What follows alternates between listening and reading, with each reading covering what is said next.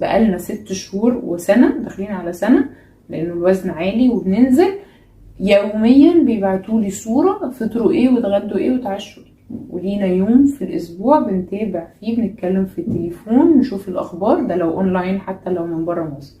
بنشوف الاخبار وبنشوف هنعدل ايه في الدايت او نكمل عليه، لو مش محتاجين المكالمة بنكمل.